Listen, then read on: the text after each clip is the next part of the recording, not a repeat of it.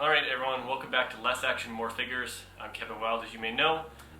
Looking forward to bringing you another figure review today, following up from our review from yesterday.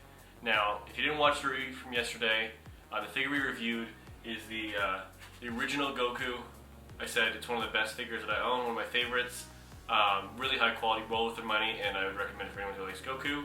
I'm not going to be talking about this figurine again today, but I told you to bring you the best, and that's one of the best.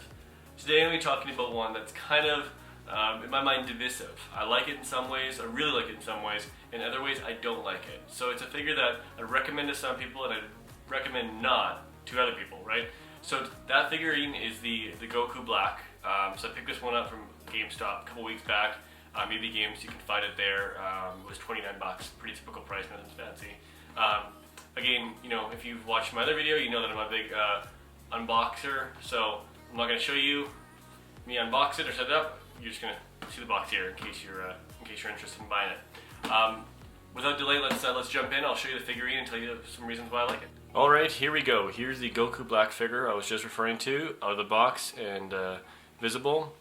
So, I told you earlier that this is kind of a hit or miss figure. There's some things I really like about it and some things I don't like about it. So let me focus on the positives first of all.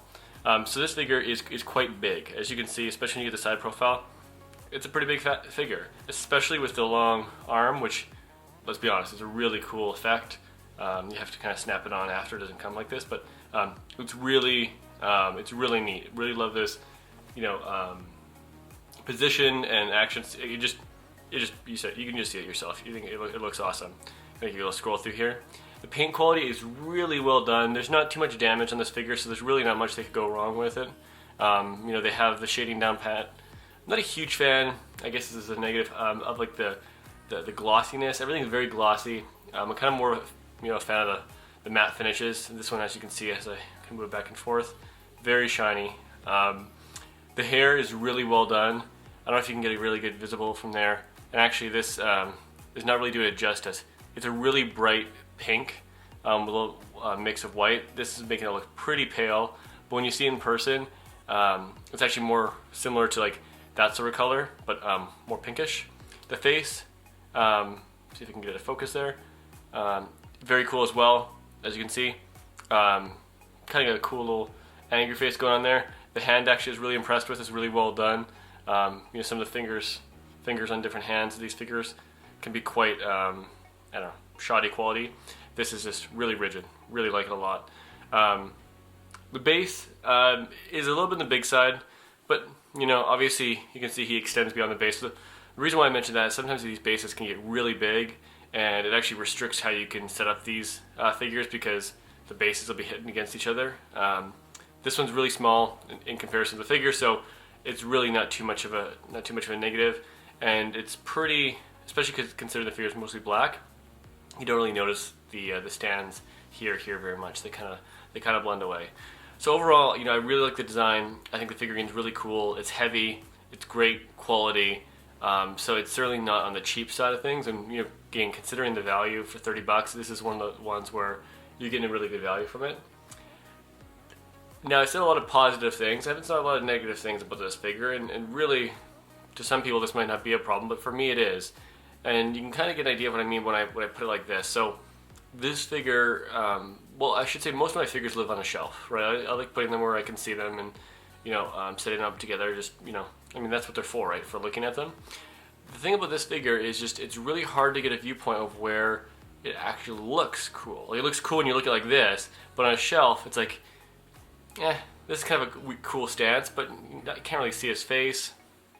If you position it head on, you're not going to really be able to see his face ever. Like, even here, when you're looking at it straight on, his face is not really looking at you. And even if you get an angle there, it's like, it's kind of hard to see. Maybe I'm being picky, maybe I'm not, who knows. You can see this video for yourself and you can let me know. But just keep in mind, when this is on a shelf, you might not be able to get a good angle on his face. And it's kind of, I don't know, it's a disappointment considering how when you really look at it, it's a really well done figure and his face looks really well put together and etched and it's, you know, well painted. It's just, the angle does not, you know, lend itself well to the actual figure. The other thing I'll say about this is that I just mentioned earlier the fact that he comes beyond the base. This arm goes quite far out, as you can see.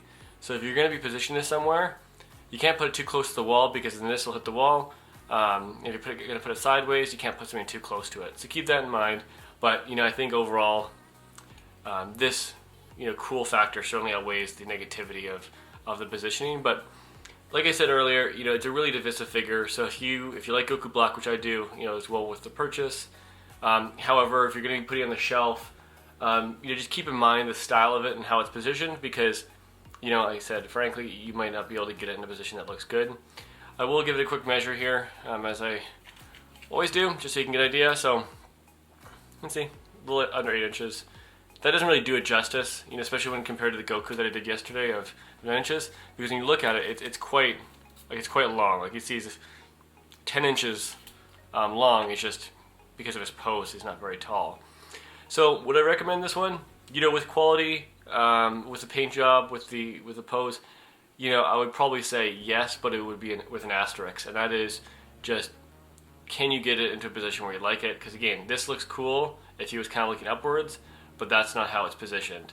He's actually positioned like that, right? And even if it's looking straight on, which will kind of simulate the camera angle there, that would be looking straight on, you can see you just get in a hunk of hair. You can't really see his face very much.